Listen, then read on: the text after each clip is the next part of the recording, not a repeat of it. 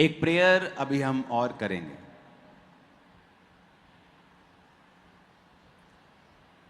आज आपने इंडिया की सिचुएशन देखी, अमेरिका के साथ क्या हो रहा है।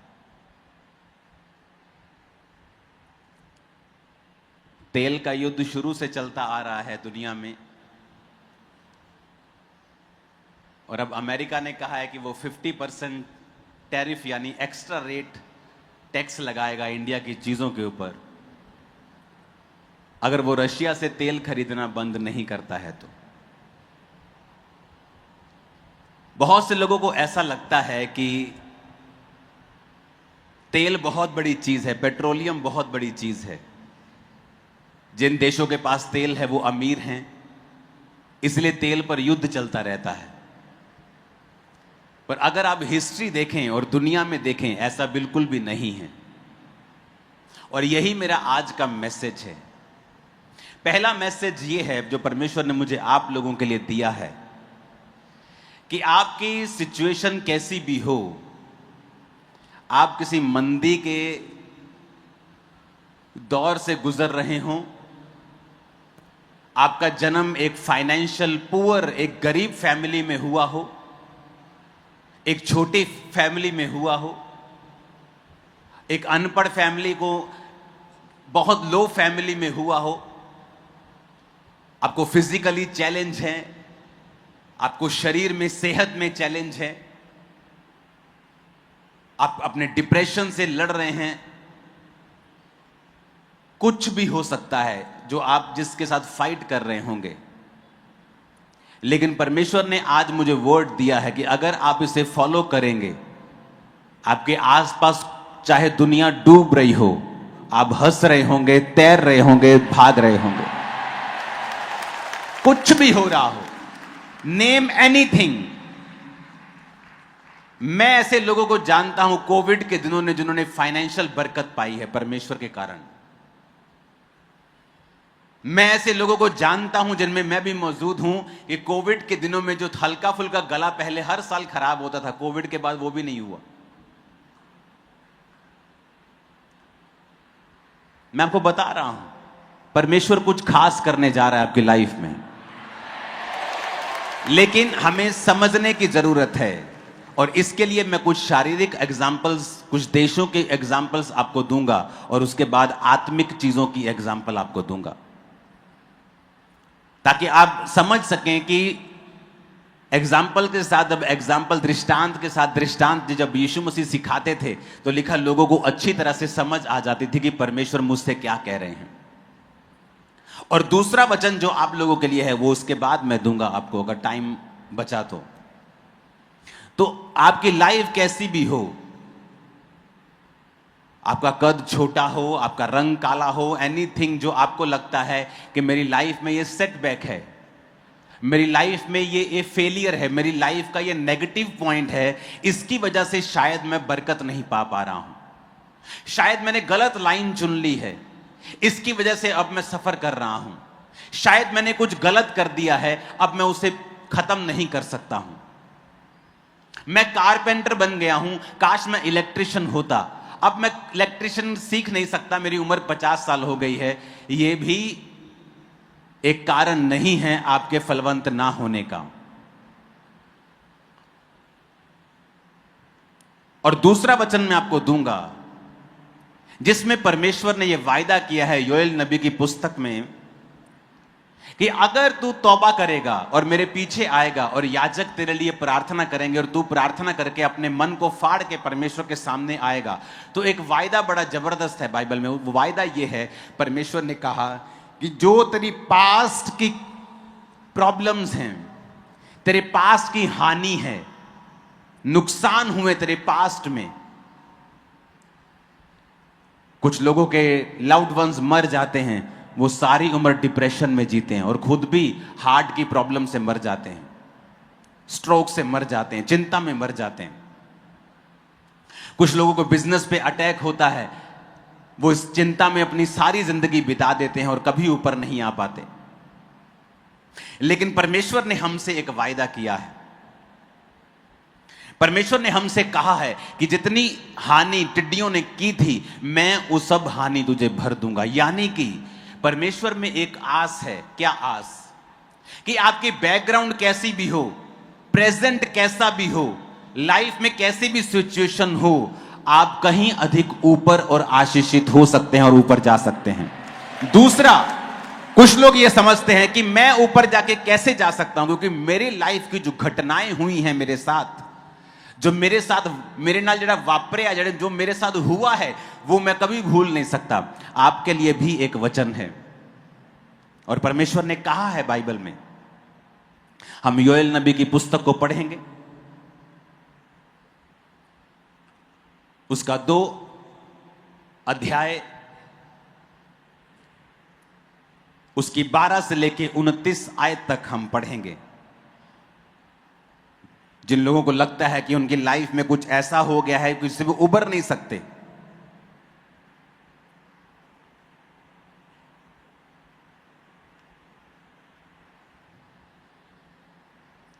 वो उस चीज से बाहर नहीं आ सकते। अब 25 आयत में लिखा, जिन वर्षों की उपज अरबे नामक टिड्डियों और यलेक और हसील और गजाम नामक टिड्डियों ने, अर्थात मेरे बड़े दल ने, जिसको मैंने तुम्हारे बीच भेजा, खा ली थी, उसकी हानि मैं तुमको भर दूंगा। यह वचन अभी पूरा पढ़ूंगा मैं, लेकिन ध्यान से समझो। परमेश्वर कहता है कि जो हानि मैंने भेजी थी, क्योंकि तुम दूर थे, तुमने तौबा नहीं की थी, तुम परमेश्वर से दूर थे, और परमेश्वर ने कहा जब तुम मेरे पास आओगे, अपने मन को फाड़ोगे, अपने आप उपवास रखोगे, जब तुम तौबा करके मेरे करीब आओगे, तो जो शैतान ने तुम्हारे साथ किया, मैं उसकी हानि तुम्हें भर दूंगा। वो डिप्रेशन जिससे आप कभी निकल नहीं सकते थे, चाहे वो जितनी मर्जी बड़ी घटना के कारण क्यों नहीं हुआ हो, परमेश्वर आपको निकालने जा रहे हैं उससे।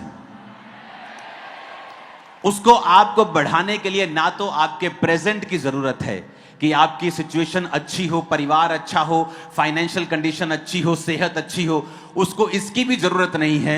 और उसको ये भी वो बदल सकता है जो आपके साथ आपकी जिंदगी में आपके पिछले सालों में हो चुका है। बुरी घटनाएं, divorce, accidents, business failures, setbacks, निराशाएं, रिजेक्शंस, वो कुछ भी हो सकता है। लेकिन परमेश्वर ने कहा मैं उन सब से तुमको उबार दूंगा और तुमको खड़ा कर दूंगा। ऐसा कोई नहीं कर सकता, ऐसा कोई नहीं कर सकता कि तुम्हारे पास्ट से भी, तुम्हारे बीते कल से भी तुम्हें वो आजाद कर दे और तुम्हें नया आदमी बना दे। हालेलुया। योएल नबी की पुस्तक 2 उसकी 12 आयत में लिखा है, हम अब पूरा वचन पढ़ेंगे, क्वायर के साथ हम मिलकर यह वचन पढ़ेंगे। तो भी यहोवा की यह वाणी है कि अभी भी सुनो और उपवास के साथ रोते पीटते अपने पूरे मन से फिरकर मेरे पास आओ। मैं 1 2 3 पढ़ूंगा, आज चर्च के साथ पढ़ते हैं। 1 2 3 सब पढ़ेंगे। तो भी यहोवा की यह वाणी है, अभी भी सुनो, उपवास के साथ रोते पिटते अपने पूरे मन से फिरकर मेरे पास आओ। अपने वस्त्र नहीं, अपने मन ही को फाड़कर अपने परमेश्वर यहोवा की ओर फिरो, क्योंकि वह अनुग्रहकारी, दयालु, विलंब से क्रोध करने वाला, करुणाकारी, दयालु, विलंब से क्रोध करने वाला, करुणा निधान और दुख देकर पछताने हारा है। उसने कहा अपने मन को फाड़कर परमेश्वर के सामने आओ, क्योंकि वो अनुग्रहकारी और विलंब से क्रोध करने वाला है। 17 आयत में लिखा है, याजक जो यहोवा के टहलुए हैं, आंगन और वेदी के बीच में रोकर कहें अपनी प्रजा पर तरस खा। हालेलुया। 21 आयत में लिखा है, देश तू मत डर, तू मगन हो, तू आनंद कर, क्योंकि यहोवा ने बड़े बड़े काम किए हैं। हे मैदान के पशुओं मत डरो, क्योंकि जंगल में चराई उगेगी, वृक्ष फलने लगेंगे, अंजीर का वृक्ष दाखलता अपना बल दिखाने लगेगी। हे सैयोन के लोगों, अपने परमेश्वर यहोवा के कारण मगन हो और आनंद करो, क्योंकि तुम्हारे लिए वह वर्षा अर्थात बरसात की पहली वर्षा बहुतायत से देगा और पहले के समान अगली और पिछली को भी बरसाएगा।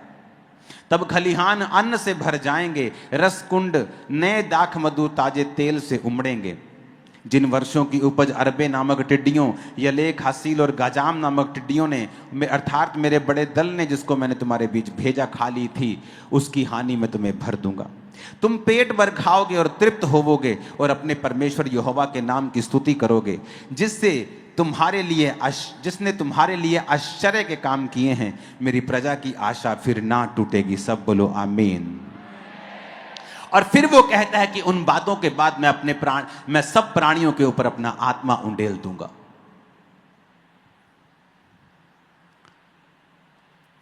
यानी ये सिर्फ आत्मिक रेस्टोरेशन के बारे में परमेश्वर बात नहीं कर रहा, क्योंकि वो दिन अभी हैं, अंत के दिनों में वो अपना आत्मा सब मनुष्यों के ऊपर उंडेल देगा। परमेश्वर आपको कॉल कर रहा है कि अगर तेरी लाइफ में ऐसी घटनाएं हुई हैं जिसका तू कुछ नहीं कर सकता, तेरे पास्ट को तू बदल नहीं सकता, उन बुरी घटनाओं को तू चेंज नहीं कर सकता, लेकिन मैं कर सकता हूं। परमेश्वर ने कहा मैं उन सब का नुकसान तुझे भर दूंगा अगर तू मेरे पास आएगा तो।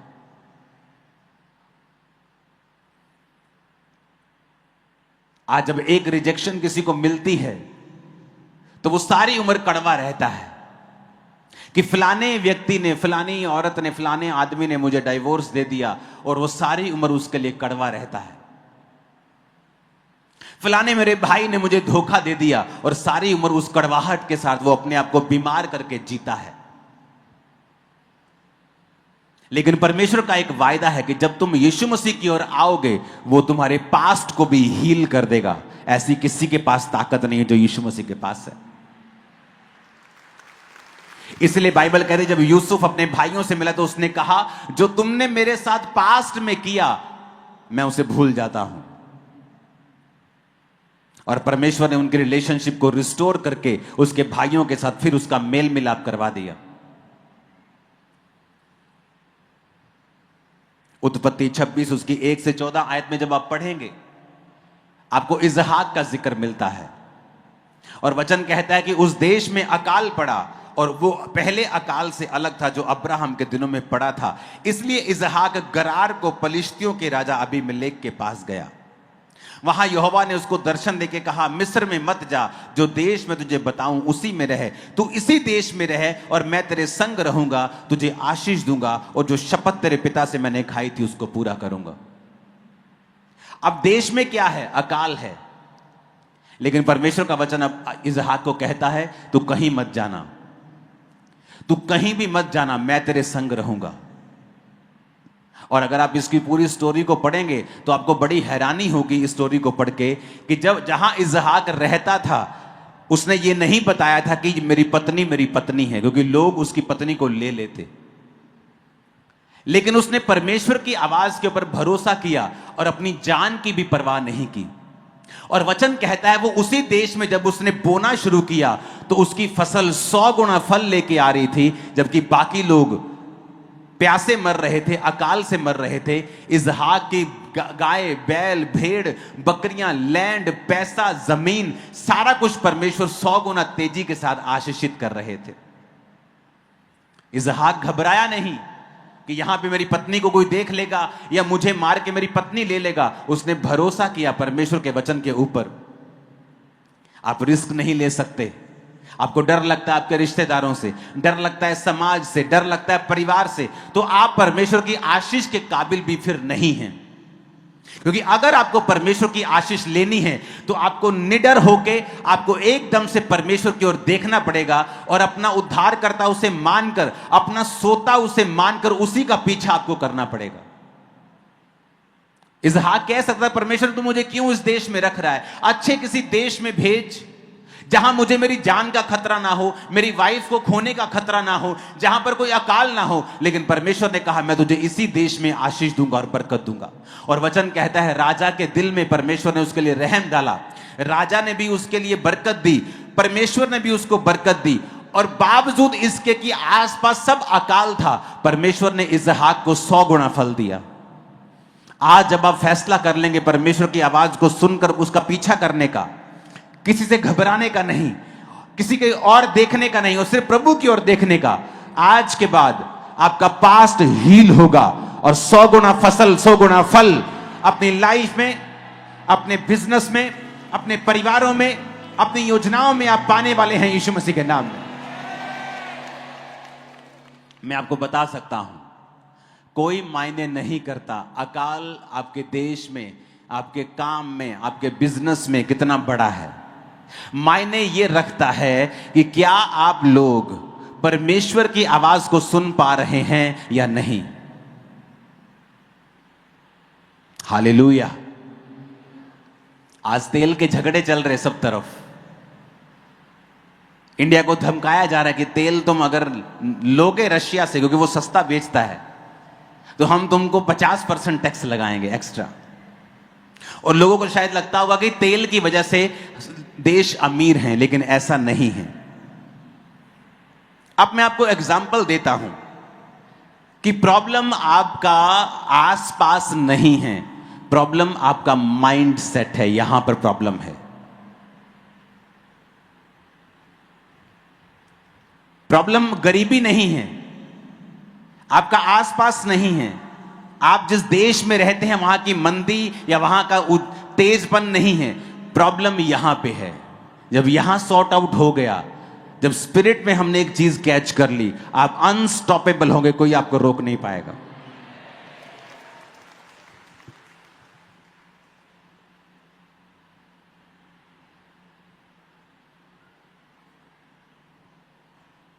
आप जिस नक्शे को देख रहे हैं सामने आपकी स्क्रीन पे,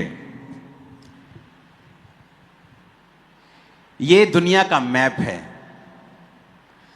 और जहां पर आप नीला नीला देख रहे हैं, इन देशों के पास तेल है, पेट्रोलियम है। जहां नीला नीला दिख रहा है, ये नीला दिख रहा है, ये नीला दिख रहा है, ये नीला दिख रहा है। हां, तुम्हारा ये चल नहीं रहा है, ये नीला दिख रहा है।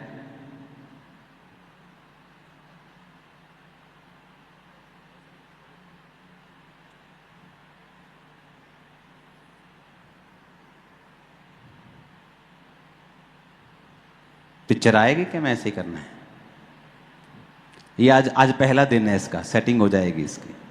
ये मैंने आप लोगों के लिए मंगवाया आज 1 घंटे पहले, सिर्फ कि मुझे लोगों को कुछ खास चीज समझानी है। बस छोड़ दो, छोड़ दे यार। नहीं चल रहा तो कोई बात नहीं, चल रहा तो चला।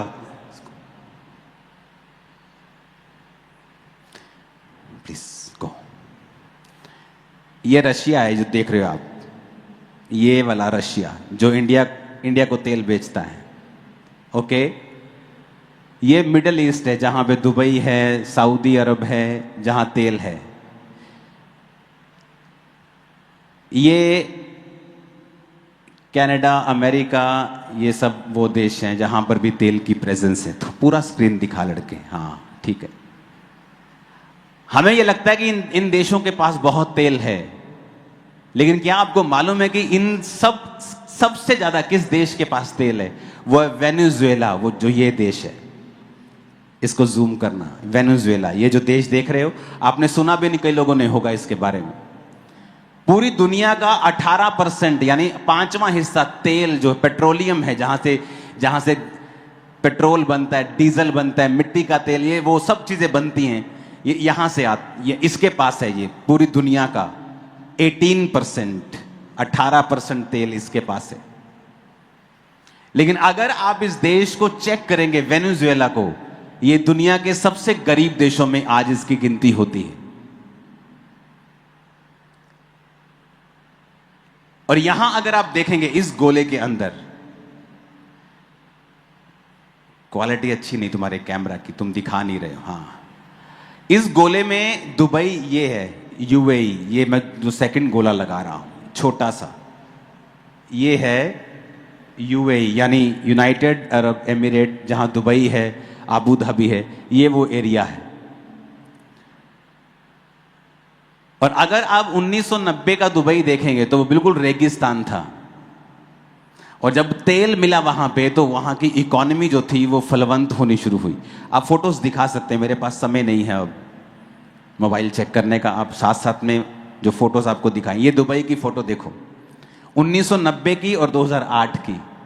ये 8 के अब तो पहचान में नहीं आ रहा होगा। दुबई की और फोटोज हैं तो दिखाओ, कौन है अंदर?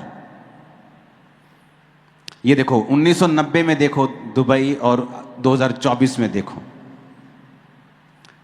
2-3 दिन पहले मैं दुबई में था। मैं आपको बता सकता हूं, आप 5 मिनट पैदल नहीं चल सकते वहां पे।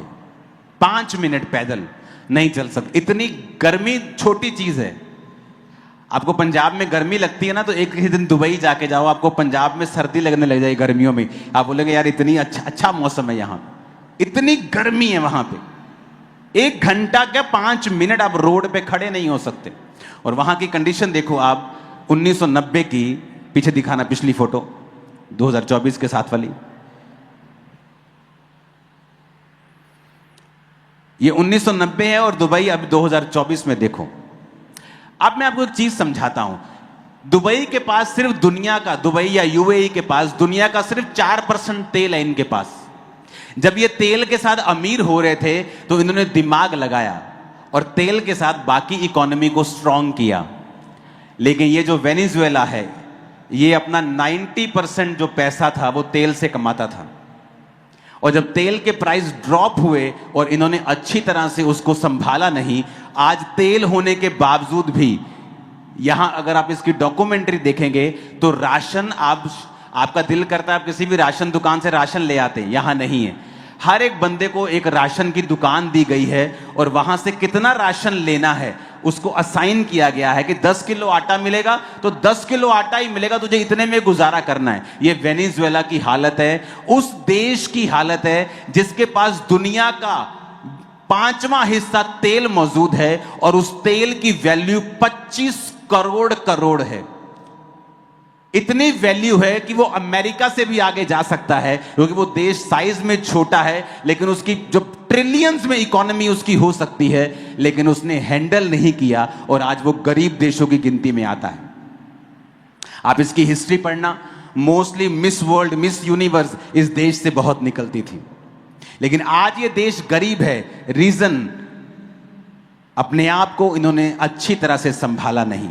आज दुबई जैसा और यूएई जैसा देश थोड़ा सा तेल होने के बावजूद भी अपनी इकोनॉमी को स्ट्रांग करके, आज यूएई का पासपोर्ट अगर आप देखेंगे तो इतना स्ट्रांग है कि यूरोप जाने के लिए, अमेरिका जाने के लिए, इन बड़े देशों में जाने के लिए इनको वीजा की भी जरूरत नहीं है। अगर आप वहां की पॉपुलेशन देखेंगे, ओरिजिनल तो सिर्फ 11-12 लाख पॉपुलेशन है उनकी, बाकी सारे बाहर के लोग हैं, जो 70-80 लाख बाहर से आए हुए लोग हैं, क्योंकि वो देश रहने के लायक नहीं था। इतना गर्म है कि जब पंखे नहीं थे, एसी नहीं थे, हम इमेजिन कर सकते हैं वहां पे कि लोग क्यों कम थे, क्योंकि वहां पॉपुलेशन कम थी। इंडिया में पॉपुलेशन ज्यादा क्यों है? क्योंकि यहाँ जो लैंड था, जमीन थी, वो उपजाऊ थी, तो लोग जो पुराने समय के थे वो उपजाऊ जमीनों के पास ज्यादा रहा करते थे, और वहां उपजाऊ जमीन नहीं थी इसलिए कम लोग थे। लेकिन आज सारी दुनिया, सारा बॉलीवुड, सारे लोग, सारे सेलिब्रिटी दुबई में जाके सेटल होना चाहते हैं, क्योंकि उन्होंने कुछ हैंडल किया अच्छे से। कितने मेरी बात को समझ रहे हैं? अपने पैसे को हैंडल किया, अपने देश में सिस्टम बनाए कि आज हर सेलिब्रिटी दुबई में रहना चाहता है। और ये वेनेजुएला जिसके पास 18% ऑयल है, वो खत्म। एक ही देश है और इतना छोटा, इंडिया का 3-4 हिस्सा होगा, ये 4-5वां हिस्सा। लेकिन आज इतना पुअर है कि उसके लोग राशन भी ले नहीं सकते। अपने पड़ोसी को बोलो ध्यान से चल, अच्छी तरह चल। आमीन। अब ये चीजें आपको समझने की जरूरत है।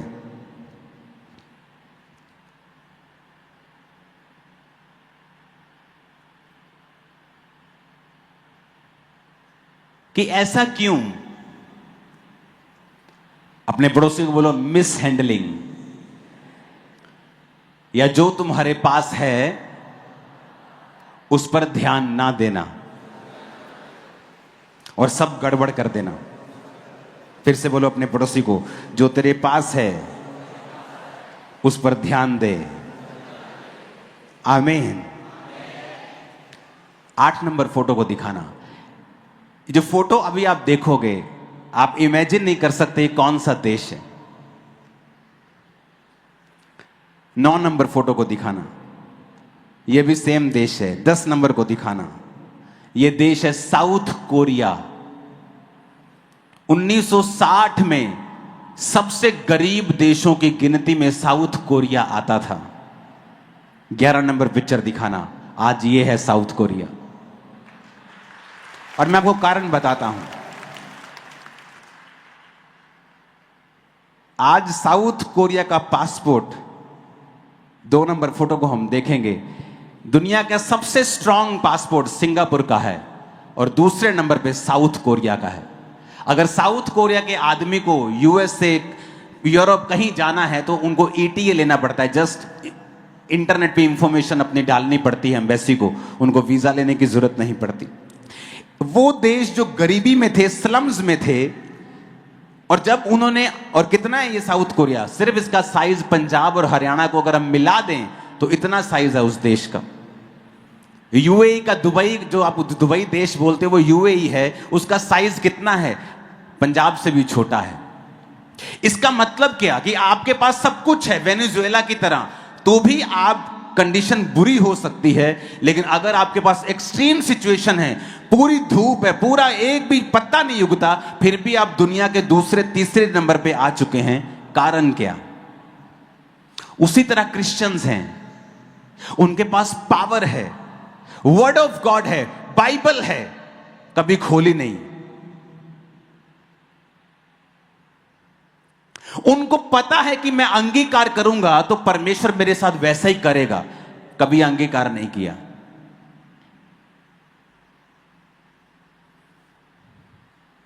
फिर आप उस देश की तरह हैं जिसके पास सब भंडार तो हैं पर उसे इस्तेमाल करने नहीं आए, और वो देश जो सबसे अमीर हो सकता था सबसे गरीब हो गया। वो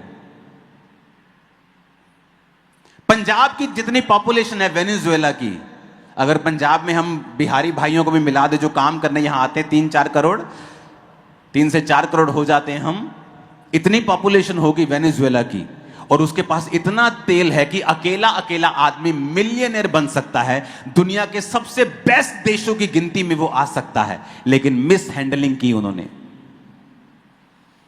आज किसी क्रिश्चियन को पूछो रोजा कब रखा था, अंगीकार कब किया था, प्रार्थना कब की थी, क्या तुम्हें विश्वास है परमेश्वर ऐसा कर सकता है? वो तेल होने के बावजूद भी गरीब हैं, वेनेजुएला देश की तरह।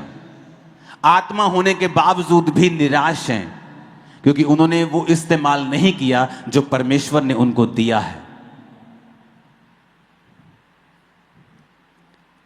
और दुबई जैसे देशों के पास सिर्फ दुनिया का 4% तेल है, लेकिन उन्होंने उस तेल को यूज किया और इंफ्रास्ट्रक्चर बनाया, टैक्स फ्री करके लोगों को खींचा अपनी ओर, और आज वो दुनिया का बेस्ट देशों की गिनती में आ चुका है। क्यों? उन्होंने अपने तेल को अच्छे से इस्तेमाल किया। क्या आप अपने तेल को अच्छे से इस्तेमाल कर रहे हैं कि नहीं? क्योंकि सबके पास ऑयल है, आप सबके पास है। कोई तो अपने ऑयल को खराब कर रहा है, वो व्हाट्सएप चैटिंग में उस औरत के साथ जिसका तेरा कोई लेना देना नहीं है, और कोई तो अपने ऑयल को यूज कर रहा है और उस ऑयल के साथ वो डिफरेंट चीजों को बना रहा है और सिस्टम एस्टेब्लिश कर रहा है। ऑयल सबके पास है, तेल सबके पास है, क्योंकि वचन कहता है जब तुम मसीह में आते हो, a measure of faith is given unto all, कि एक कटोरा विश्वास का सबको दे दिया जाता है। लंगर खाने बैठते ना हम, ऐसे लंगर खाने बैठते हैं तो बंदा आता है, एक दाल डालता है, एक सबको उतनी दाल मिलती है, और आता है 2-2 3-3 रोटियां देता जाता है, सबको उतनी मिलती है। वैसे ही परमेश्वर के पास जब हम आते हैं तो परमेश्वर ने कहा जब तुम मेरे पास आते हो, ए मेजर ऑफ फेथ, यानी एक विश्वास, जितना मैंने अंकुर नरुला को दिया उतना तुझको दिया, उतना बेनिहीन को दिया, उतना विश्वासी मैंने तेरे को दिया, उतना सिंगर को, सबको उतना ही दिया। अब आगे कैसे हो गया कि कोई बढ़ गया कोई नहीं बढ़ा? परमेश्वर ने कहा उन्होंने अपने विश्वास को इस्तेमाल किया, छोटी छोटी बातों में किया। मेरी फैमिली ने मुझसे फाइट की, मैंने अपनी फैमिली को कुछ देर के लिए छोड़ दिया कि मैं यीशु मसीह को नहीं छोड़ूंगा। आज वो सेवा में है मेरे साथ। तो मैंने अपने विश्वास को इस्तेमाल, उस समय मैं डर सकता था अपने दोस्त की तरह, वो डर के चला गया, दुकान ना छिन जाए, मेरी फैमिली मुझसे दूर ना हो जाए। और सचमुच फैमिली दूर हो गई, मर गए सारे जवानी में ही। परमेश्वर ने कहा जो तू मेरे लिए छोड़ेगा वो तू पाएगा, जो तुम मुझे छोड़ के पाना चाहेगा तू गवाएगा। हमें सब तो बताया है परमेश्वर ने।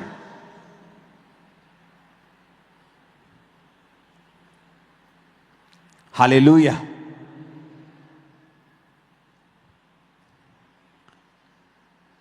वेनेजुएला के पास इतना तेल है, इतना तेल है कि अगर उसके ढेर लगा दूं पैसे के तो बड़े बड़े देशों को झुका देगा वो, इतना तेल है उसके पास। और ये नहीं कि तेल है तो अभी खत्म हो गया, अभी यूज नहीं किया तो किसी और ने, अभी भी है उनकी जमीन में।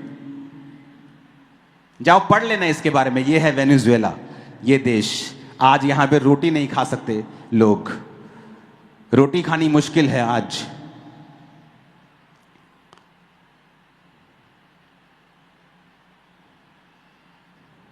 इसको चेंज करना। अपने पड़ोसी को बोलो अपने तेल का इस्तेमाल कर। फिर से बोलो अपने पड़ोसी को। नहीं नहीं, ऐसे नहीं, मजा नहीं आ रहा। तुम्हारा पड़ोसी मैं देख रहा हूं टीवी पे। पहले पूछो को, बोलो तेरे पास क्या तेल है और क्या तू उसे इस्तेमाल करता है। यह है वेनेजुएला, देख लो इसको। फुल में दिखाना एक बार पीछे से, बिल्कुल टेढ़ा मत हुआ कर तू। ये इसके नीचे ब्राजील है, ये अर्जेंटीना है, ये सारे देश साउथ अमेरिका की कैटेगरी में आते हैं। जरूरी नहीं जहां तेल है वहां अमीरी है, यूज कैसे किया उसको। तेल यहां भी है, बताइए कौन सा देश है? ये नाइजीरिया है। ये पूरा अफ्रीका है। अफ्रीका में बहुत कम तेल है किसी किसी के पास। ये नाइजीरिया है। जिन जिन के पास यहां तेल है, अल्जीरिया और भी देश हैं, ये मोरक्को है साइड में, यहां पुर्तगाल शुरू होता है, इनके पास भी तेल है लेकिन ये उसका फायदा नहीं उठा पाए करप्शन की वजह से। और सबके पास देखो, सबसे डार्क ये है, सबसे डार्क ये है, देखो सबसे डार्क, इसके पास 300 बिलियन बैरल, 300 के बाद 9 जीरो लगेंगी।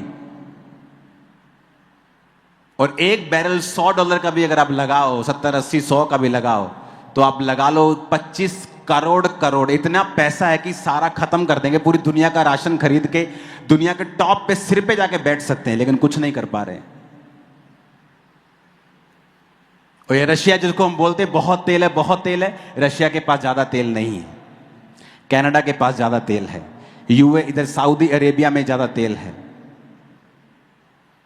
लेकिन क्या तुम अपने तेल को यूज करते हो कि नहीं? बात ये है, तुमने अपने तेल का किया क्या? किसी ने तो अपने तेल को अब्यूज किया और उसे बाद में उसका असर हुआ। और किसी ने अपने अनॉइंटिंग को, तेल को बड़े तरीके से इस्तेमाल किया और उससे उसने चीजों को स्थापित किया। आज वो यूएई दुनिया का टॉप देश बन चुका है। पासपोर्ट उसका नंबर 2 नंबर 3 पे आ जाएगा, इस लेवल का वो जा रहा है। जब हम यूरोप में थे तो बहुत सारे यूएई रेजिडेंट्स को हमने वहां देखा, दुबई के लोगों को देखा, क्योंकि उनको वीजा लेने की जरूरत नहीं पुर्तगाल में। जब दिल करता है, गर्मी लगती, फ्लाइट पकड़ते यूएई वाले चले जाते हैं। और किसी देश में उनकी हालत, किसी टाइम उनकी हालत आप देखो, फिर से दिखाओ 2024 और 1990 दुबई की फोटो को दिखाओ। ये है दुबई 1990 में। और क्या होता है 1990? हम स्कूल में थे 1990, कोई बहुत बड़ी बात नहीं है 1990। कोई, मैं 1890 की बात नहीं कर रहा हूं, 1990 देखो आप, बहुत बड़ी बात नहीं है 1990। और आज देखो 2024 देखो और 1990 देखो, जमीन आसमान का फर्क है। क्यों? ऑयल को यूज किया। तो प्रभु पता क्या कहता है? कहता है मूर्खों, एक शारीरिक आदमी को, एक शारीरिक देश को अपने तेल का जिसको इस्तेमाल करना आता है वो सबसे ऊपर जा सकता है। क्या तुम्हें अपने तेल का इस्तेमाल करना नहीं आता? अगर आता है तो तुम्हें ऊंचा ले जाने के लिए तैयार है और सबसे बेस्ट देने के लिए तैयार है। आमीन। साथ चाहिए और खड़कने वाले चाहिए चर्च।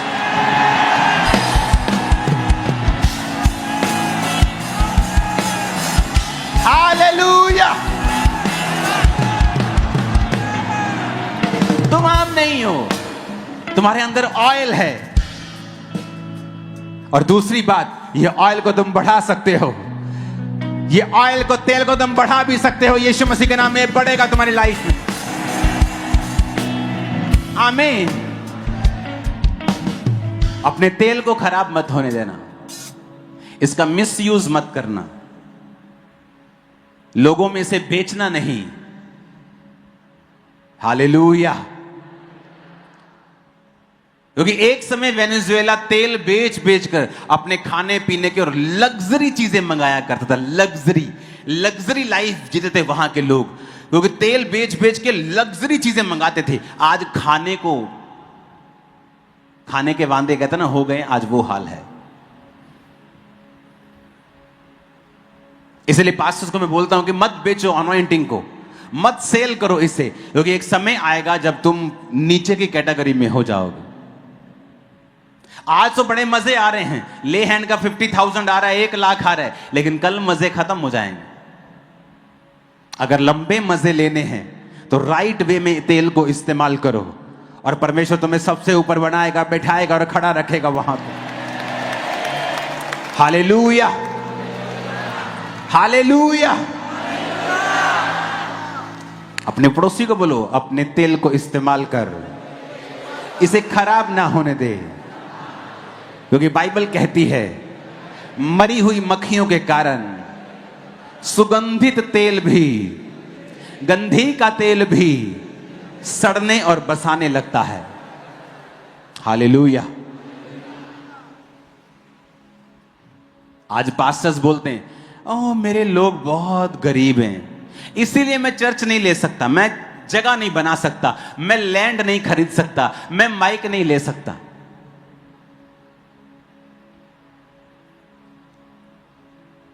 दाऊद के पास गरीब लोग आए पहले और बाद में योद्धा बन गए।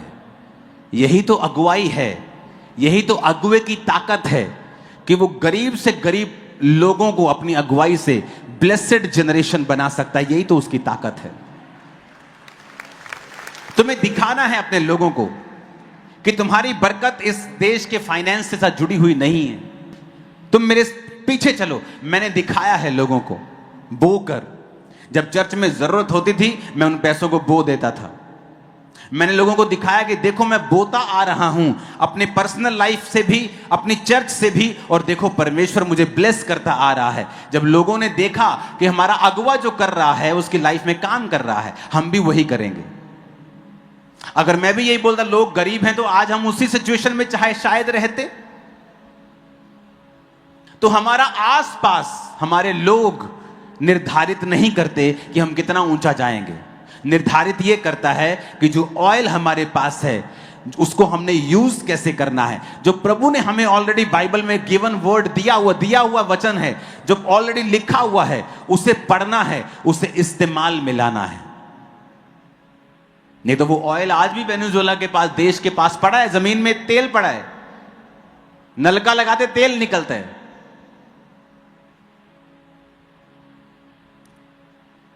लेकिन अभी भी देश गरीब है। आप इमेजिन कर सकते हो क्या कि आपकी जमीन के नीचे खरबों रुपया हो और आपके घर में रोटी ना हो।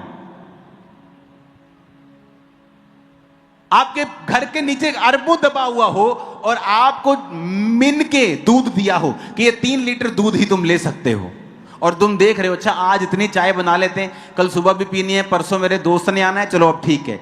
आप बोलो यार हम पागल हैं क्या? हम क्या पागल हैं क्या? नीचे हमारे खरबों रुपया दबा हुआ है और हम गरीबी में जी रहे हैं। यही हाल क्रिश्चियंस का है।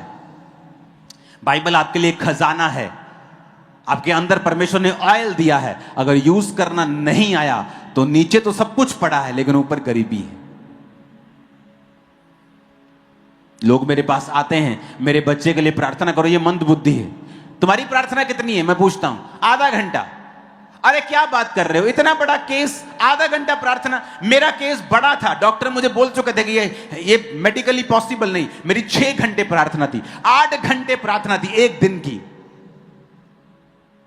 उसमें बाइबल भी पढ़ता था, वर्शिप भी होती थी, पर बैठता था, मैं लगातार बैठता था, अपने लिए मेहनत करता था। आज तुम्हें बड़े बड़े केसों से आजादी चाहिए, कैंसर से आजादी चाहिए, मंदबुद्धि बच्चे ठीक हो जाएं, ऑटिज्म ठीक हो जाए, प्रेयर कितनी है? आधा घंटा। तुमको अपने तेल की वैल्यू नहीं पता है, जो बाइबल में ऑलरेडी तुमको दिया हुआ है, तुम उसका भी इस्तेमाल नहीं कर रहे हो। तुम जानबूझ के गरीब हो, जानबूझ के लुटे हुए हो, जानबूझ के तुम ऐसा हो। परमेश्वर नहीं चाहता तुम ऐसे रहो।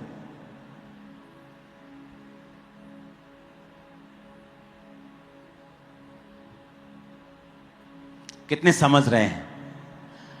अगर मैं आपको यहां से अभी बुलाऊं ना, आपको, मेरे को तो दुनिया का एक एक नक्शा पता है, मेरे को सब देश के नाम पता है, लेकिन अगर मैं आपको बुलाऊं ना अभी यहां मुझे ढूंढ के दो कि यूएई, यूनाइटेड अरब एमिरेट कहां है, यहां पे आप दूर से देख भी नहीं पाओगे, देख भी नहीं पाओगे। इतना छोटा है वो, पंजाब से भी छोटा है वो। ये देश है वो, ये देखो, इसको ऐसा कर सकते क्या? नहीं, ये है छोटा सा इधर, ये इसका लाल पेन ऑन करना जरा।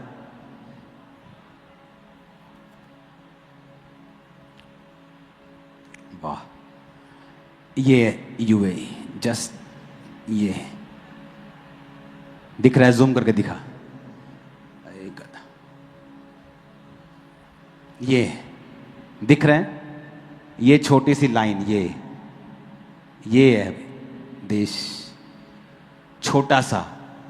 अगर वो कहता मैं तो छोटा सा हूं, मैं क्या कर लूंगा? मेरे तो एक मूली नहीं उगती, खाना नहीं है, सिर्फ 10 लाख लोग हैं, पूरी हमला भी कर देगा तो कुछ नहीं कर पाएंगे। आज दुनिया के टॉप में जाके बैठे।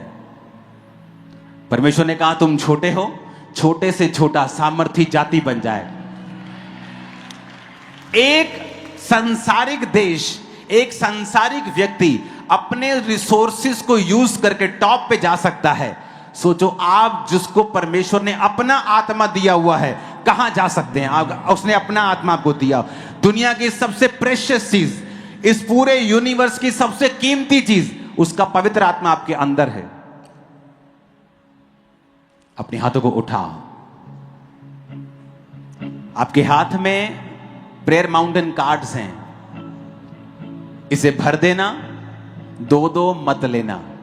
प्रभु की हुजूरी में झूठ बोलकर ली गई आशीष शराब से कम नहीं है। सच्चे रहना जब कोई नहीं देख रहा तब भी। अगर आप सिंगल हैं, सिंगल लेना। मेरी भैन दा भी दे दो, मेरी मासी दी कुड़ी दा भी दे दो, मेरे कजन दा भी मत करना। जो प्रभु की प्रेजेंस में आज आया है, एक एक कार्ड लेना, भरना, क्योंकि जल्दी आप सबको मैं प्रेयर माउंटेन पे मिलने वाला हूं। अपने हाथों को उठाओ। बड़ी मीटिंग्स अगले थर्सडे और संडे, अपने बीजों के साथ आना ताकि सब काम हम पूरे कर सकें। हाथों को उठाओ।